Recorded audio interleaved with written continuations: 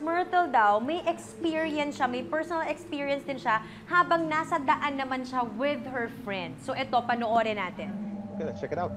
Okay, Mars Myrtle, so nasa kalye kayo and then what's... Okay, so... Ayun. Yan. Ayun. Yan yung nangyari. Mars, parang may nakatayo ng walang ulo. Ha? Kasi Tama yung ba? nangyari dyan, okay. nasa Eastern Samar kami for a mall tour. Tapos yung nangyari dyan, na-stuck kami for 2 days dun sa Eastern Samar kasi bigla na lang nagkaroon ng bagyo. So, for many days, hindi kami makaalis sa area. And at the same time, yung area na pinuntahan namin, wala talaga masyadong tao. Okay. And the only time na nakauwi na kami was around 12:40 a.m. nung inalaw na kami ng government na makauwi.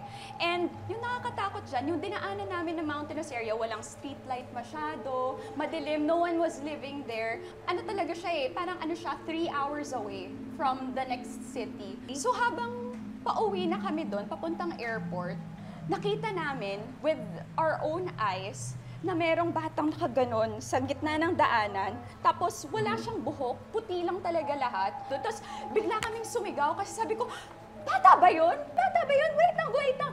Gusto ko na huminto. Tapos sinabi sa amin ng driver namin na taga doon talaga. Sabi niya, hindi tayo pwede huminto, bawal huminto. Yung area na to kasi, marami talagang nagpapakita. Judging by the fact that that happened in Samar and there were a lot of victims sa Yolanda, I wouldn't discount the possibility that that could be a spirit, a ghost of somebody who died, a child who died.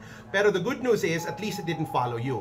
It probably just passed by. Now, at the same time, it could have been an optical illusion, or it could have been an elemental trying to take form and get attention of you. Pero we'd need to do more of an extensive research to determine what it is and what the encounter is. Kasi personally, I believe in the saying, dismiss everything and accept everything. Para at least you have an open mind, pero you're not sobrang gullible. Okay. Ikaw ba, Lizelle, meron ka bang mga encounters of any sort? Oh my God, marami. Talaga? Nakatira kami sa bundok dati sa Olongapo.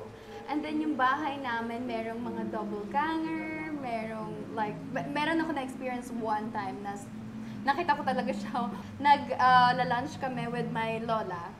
Tapos may windows sa tapat namin. And then merong babae na naglakad talaga. And then sabi ko, nakita mo yun sa lola ko? Sabi niya, oo, nakita mo dun. Sabi ko, sino yun? Kami lang dalawa kasi dun sa bahay. Para lang siyang smoke na hugis babae talaga. Tapos ako, syempre, parang hindi ako makapaniwala na nakita akong ghost. Sinundan ko pa siya sa likod, tapos wala talaga. Doon na ako kinilabutan.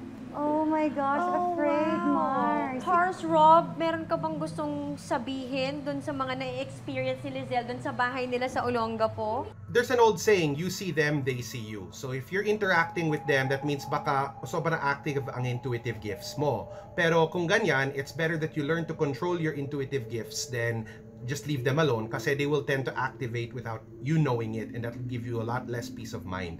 So that being said, remember though, at the end of the day, faith in God is the biggest form of protection from any kind of spirit. As long as you have faith in God, you are safe. Rob, thank you so much for being with us this morning.